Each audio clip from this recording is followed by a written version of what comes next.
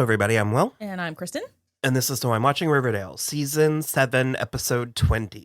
Chapter 137, Goodbye, Riverdale. I might cry again. Yeah. I don't know what I think we're going to accomplish with this. Do you want me to try to make you laugh? No. I mean, I have personal reasons. I feel silly getting so emotional about Riverdale. Yeah. But it was so nice. And I am very mixed about them having hung the finale on Betty specifically, because it was really very good, but Lily Reinhart made me cry for 45 minutes. So I'm very mixed. If you want to watch along with us, if you want to watch us cry for just basically an hour. I'm happy. I'm pleased with it. I thoroughly enjoy that it found a way to be a very thoughtful and sentimental finale that for us clearly did not feel like I think saccharine. Because of Lily, it didn't feel like it was manipulating my emotions. No, I thought, I thought for sure we were going to try and do some Saint Elsewhere bullshit where we panned out and it was a snow globe in Jughead's book inside of Bob Newhart's. So that's really what I thought they were going to do. Literally from the start, although there was that typewriter noise at the end. So, but literally from the start of the show, I have been worried that the series finale was going to be The End by Jughead Jones. And I just was in all honesty, there's a way they could have done that. There's a way you could make that, and you could really even make it poignant if Jughead was this weird sort of outcast who just sort of was watching this the whole time and then creating a story to go along with it, putting himself in it. Jughead's presence in the show is if you're fans of ours and our coverage of the show, I have ups and downs. Yeah. And the other thing is, for personal reasons, twice over, I am emotionally compromised by this. Number one, he is crippled by nostalgia as a person. But no, I have personal in my day-to-day life reasons why I was very emotionally hit by this. And also that is who I am as a person. That was sort of engineered. Oh, yeah. Right for. Well, especially if, for me, too, only the one specific way, which is that living my entire afterlife in a 1950s diner sounds spectacular.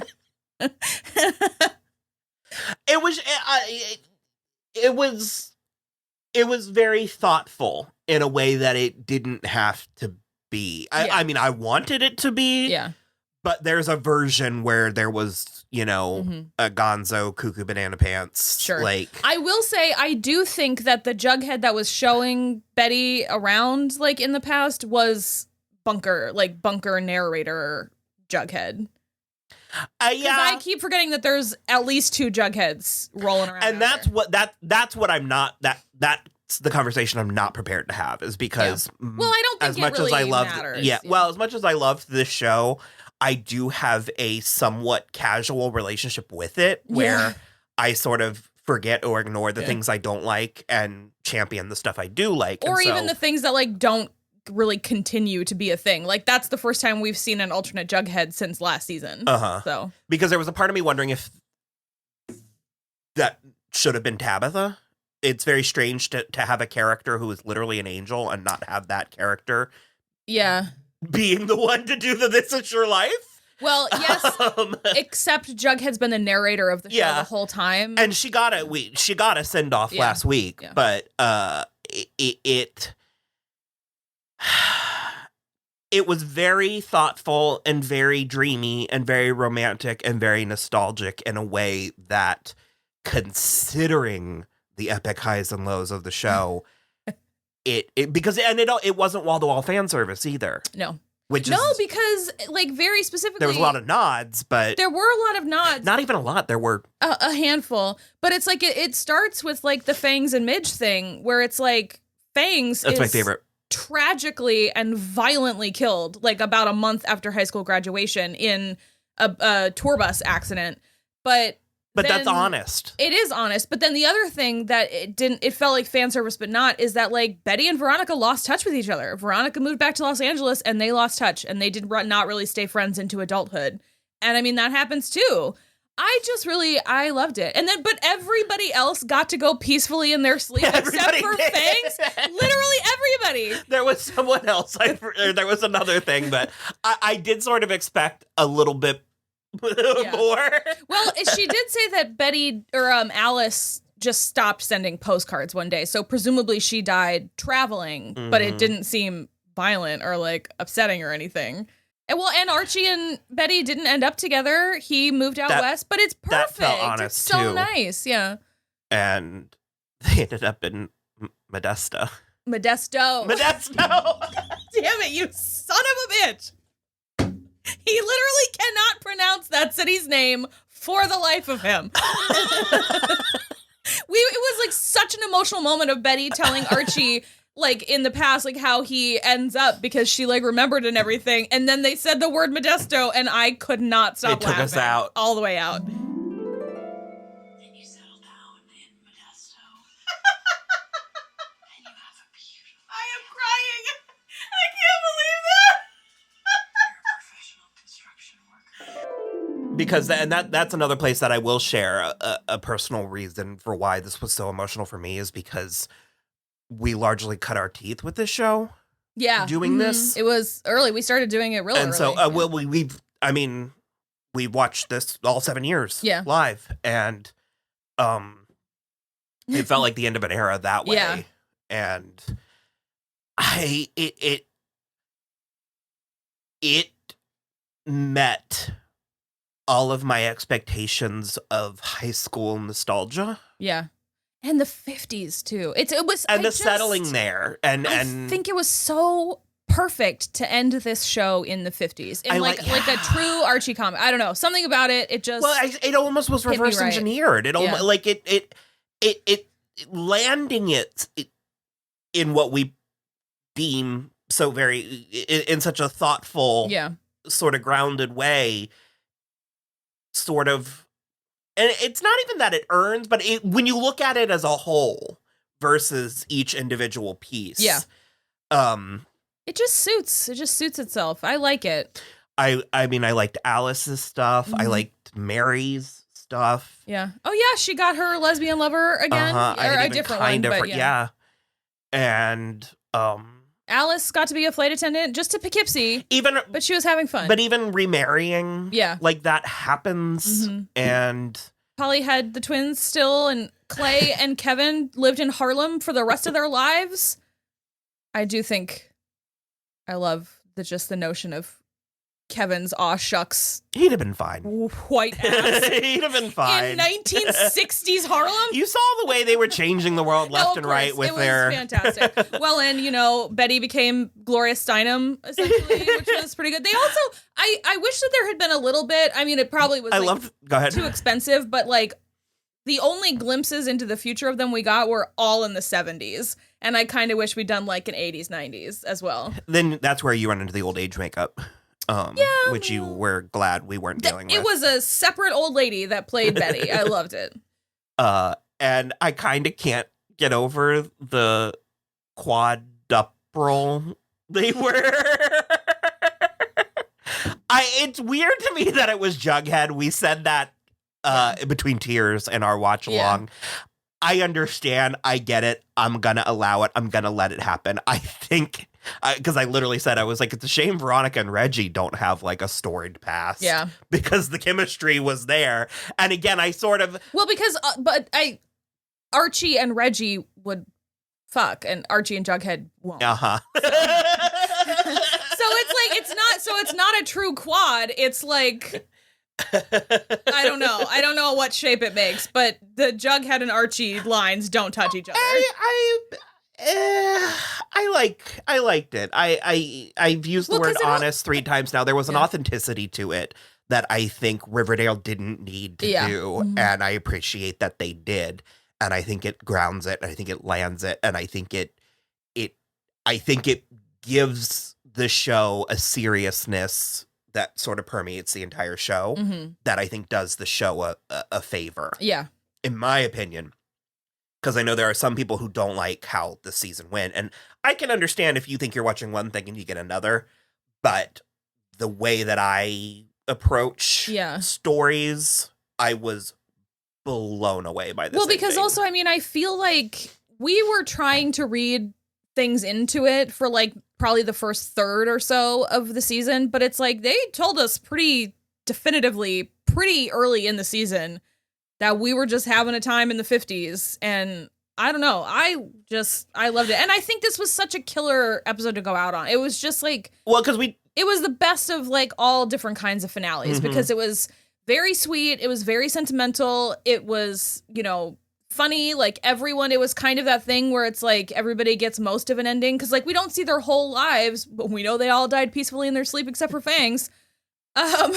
So it just like there was one more who wasn't quite that they didn't say the phrase. The wording. How did Reggie die? I don't remember, but no, he just died and was buried in Duck Creek. Peacefully. Yeah. Okay. The rest of them just all died.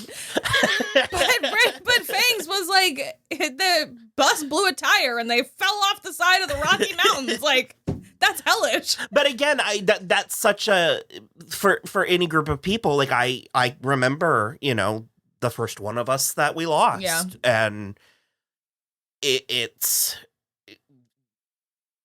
a love letter to that time in your life and those relationships and those dynamics. And I do love that so many of them, especially the 4, went off and did their own thing. Yeah. Because in my experience, that's how life is sometimes. I mean, you think you know who you are and what you want, and that's not always the case. There's more out there. And I do love too that even as much as the 4 of them did always love Riverdale and like believed they wanted to stay, especially Archie. None of them stayed in their hometown. I always wanted to leave my what? I remembered it wasn't like a hellacious death, but Jughead basically sentenced Pop to flipping burgers forever in the afterlife. The one thing he truly loved, and I was like serving these punk ass kids like, cheeseburgers. Did he love that? He did. Is it what he had to do to make ends meet? Like he did. I wish I had something more groundbreaking or profound or poignant to say. You might get it in a week. Who knows? Probably more of a year end. Stay tuned for a year end list where I might have had time to absorb and sort of mine my thoughts and the show and all that. But it bittersweet. Yeah. Melancholy. And we had the fucking age-old perfection of a Titanic ending. Loved it. Well, and because a word that I threw around a lot through our tenure, you know, covering the show was Riverdale and Archie Comics always had this like Americana sense. And considering that Americana is something that, or what it means when you talk about that type, it does not exist anymore. Not anymore, yeah. And it might never have existed. Well, sure. And I think that also is riding on the back of this, you know, weird CW show. Yeah. That it's also sort of a love letter to bygone eras. Kind of. Yeah. And what it means to live in a small town in America. And I mean, because I always wanted to leave my hometown because I wanted more from my life. And that doesn't mean that I hated my hometown. And there was a point when my parents were moving and I was sad because I thought I can't ever go home again. But also I was like, it wasn't home anymore. Yeah. It changed because everything does. And I never had a house like that. So that kind of stuff doesn't quite affect me as bad. I also want to say that there was a music cue that did a lot of heavy lifting, which is We Belong Together by Richie Valens that played over the end, which is one of my favorite songs of all time. And that really did a number. It was good. It was really good. They were just all everybody happy. Was good. Of course, Lily is. That goes without saying. Camilla was really good as well. She was fantastic. because we've had ups and downs with Veronica, we maybe haven't heaped as much praise on. Okay, I have not. I've heaped some praise on her this season and a little bit last season. That when they brought up her being a dialysis machine again, I had forgotten that. And that was fucking hilarious. I loved that plot line. Black Widow Veronica was the tits to me. But I've never heaped a lot of praise on her, but I have always said it wasn't her fault. Oh, yeah.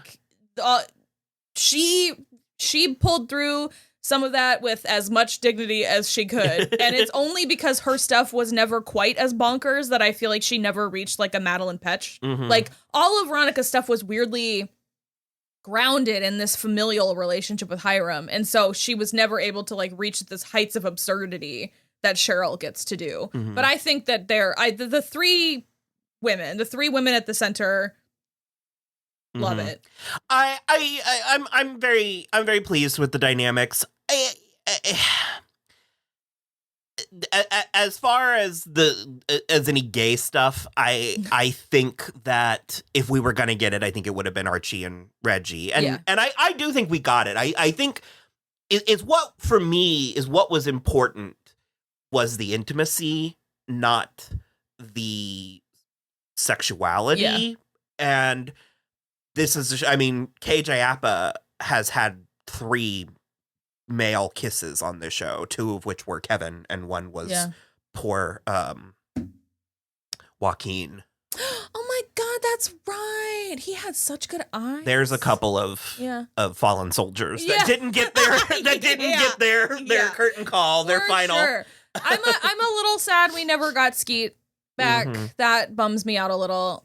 I think it might have thrown Jughead into, because and that's another place where I sort of end, and I think that might be part of my issues with Jughead is I think I preferred Jughead more as a concept as this sort of like. Well, you also really hated the serpents, and so whenever he was when he was like weighed down with the serpents all the time, you got really bummed out. But I do take your point. If Skeet Ulrich had come back. It might have. Like, well, sure, but like literally, why is Jughead still living in a train car if he has a dad? Because it also would have potentially derailed what they were doing with Alice, because when last we saw them, they were in bed together. Yeah. Mm-hmm. Back to, so, and that's just part of. They just had such good chemistry together, too. But I'm like, that's the part where this is a show and these are people's jobs and it can't be everything because at the end of the day, there's deadlines and you got to do what you got to do with with what you have, and that's where we get characters like Evelyn Never back this season, which for me that trade-off was worth it. Totally worth it. But no, pretend I said something just really profound, really deep. And we'll just get Will to VO that Langston Hughes poem for him. Fucking Archie's poem was so bad. And he brought up Kevin cruising in the woods again. Shit! Oh God, that was so funny. Could you imagine? That's your legacy. We also did get Jason Blossom opening the door for Betty in the Sweet Hereafter. I screamed because no explanation for Julian. He scrumped at that. But then Julian was inside with the rest of them. Was he? I didn't notice. Yeah, Jason couldn't be inside when he was just like the doorman to the sky. Like, what the fuck? We went through this entire, because I was like, I just refused to believe that Trevor Stein couldn't do it. Yeah. But no, that one for me, I think that's going to be one for the books, and I think it's going to be one that we're going to reference a lot. Yeah. And I think it's a really, really solid way to clean up a big old mess that you made halfway through. So it really was like back half of 4 and then 5 where we were just like, we are off the rails. I was white knuckling 5. Yeah, me too. The footage found. You can watch it. Footage found. You can go back and watch. There's a point where I was like, I don't know if I'm coming back. Yeah. And sure enough. But then they started advertising Riverdale and we were like, okay. And then 6 ended up being great. I'm just sort of, we said this at one point, I don't remember, but I'm also sort of furious because now for the rest of our lives, when we're contemplating bowing out of a show, Riverdale turned it around. Riverdale pulled it out. For the rest of our lives, we're going to have to. It's also such a weird high/low bar, too, where it's like, Riverdale. It exists outside of time and space. Yeah. The true Sweet Hereafter was the Riverdale inside us all along. Okay. Remember when the white worm is a people, not a place. Fuck you. Forgot all about that. Could have used some Gina Gershon, get some Penny Peabody. I don't know. Keep it coming. Keep it coming. We did get a lot of Tyler Twist this season. Yeah, we did. Whatever happened to Lizzo, too? Oh, yeah. God, she was such a stupid quality of this season. She just popped up every now and again to be oh, Tony, how's your straight girlfriend? So, boy. That's going to be it for now. If we have reason to come back and talk some more, we will. And or just look out for our year end, where I'm sure we might have a little bit of a hat to put on this. Reminiscence. A button. I will give you a spoiler alert now. This will be in my top 10. Oh, yeah. My top 10 TV for the year, for sure. Yeah. Of my life. No, a lot of really exceptional TV will have to premiere before the end of the year to kick this out of the top 10.